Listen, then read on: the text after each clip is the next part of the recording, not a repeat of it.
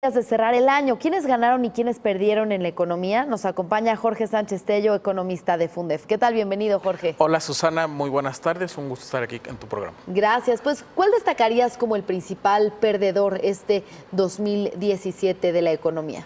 Yo creo que principalmente el gran perdedor, Susana, es la inflación. ¿Por qué razón? Pues básicamente tenemos una inflación muy alta, algo que no habíamos visto en los últimos 15, 17 años.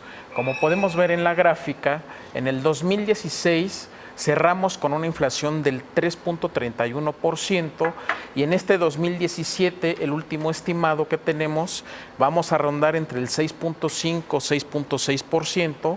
Entonces yo creo que sí es algo importante a destacar.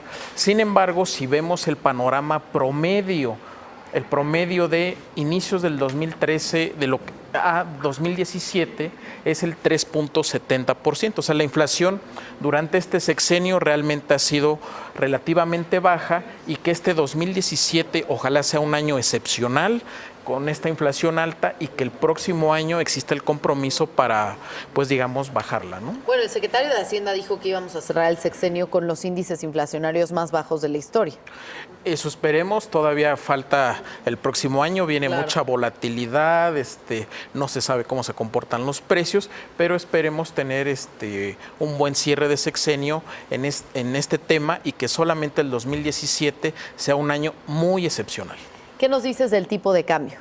El tipo de cambio, bueno, básicamente desde el año pasado hemos tenido mucha volatilidad.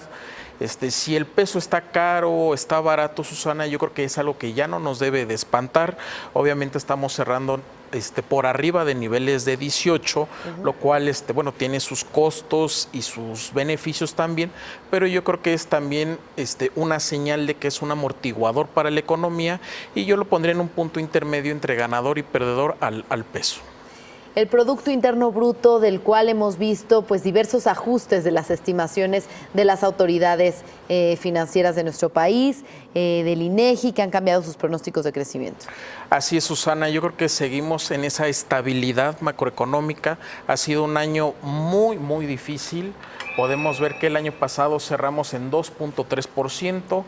Este año, si bien todavía se puede manejar un rango, vamos a cerrar entre el 2 y el 2.3% en un escenario optimista. ¿Esto qué nos quiere decir, Susana?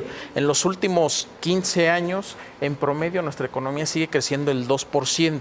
¿Esto qué nos quiere decir? Si bien no es el mejor crecimiento por muchos factores internos e internacionales, es una señal de que la economía mexicana, Susana, se tiene que seguir transformando. Se han realizado reformas importantes en los últimos 25 años en el país, especialmente también en este sexenio, y para que lleguemos a tener un crecimiento del 3 al 3.5 y ojalá el 4%, todas estas reformas se tienen que seguir, digamos, intentar llevar a la práctica. Sin duda, un gran lastre de estos últimos años en nuestro país ha sido la corrupción, que ha afectado, por supuesto, al crecimiento económico, a la confianza, a la inversión. ¿Qué nos puedes decir? Así es, Susana. Fíjate que el gran reto, yo creo que para los próximos años, es un tema que, bueno, no es ningún secreto para la sociedad civil, es el tema de la corrupción. Desafortunadamente, México hace algunos años ocupábamos el lugar número 95, según Transparencia Internacional. Actualmente somos de 178 países, ocupamos el lugar número 123 en la corrupción. Más allá del dato, yo creo que sí existe una percepción social de hartazgo hacia un tema que a todo mundo nos ha lastimado, que es la corrupción.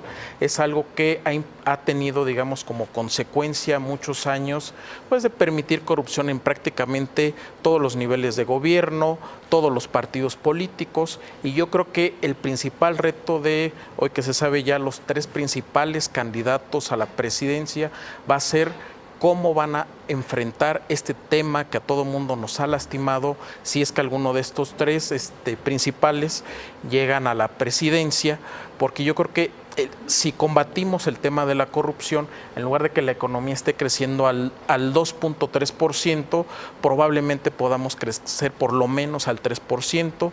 Es una cantidad impresionante de recursos públicos que se desvían por este tema.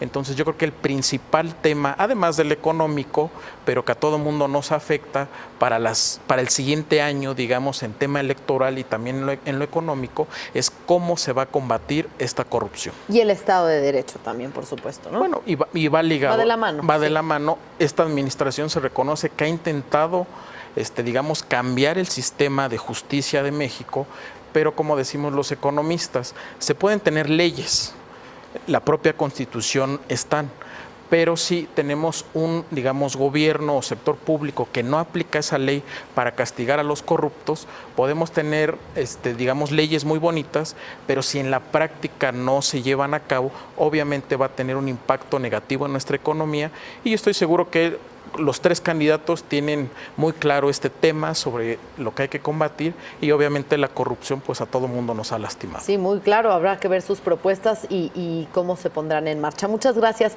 por acompañarnos, Jorge Sánchez Tello, economista de Fundef. Gracias, Susana, hasta la próxima. Buenas tardes. Buenas tardes.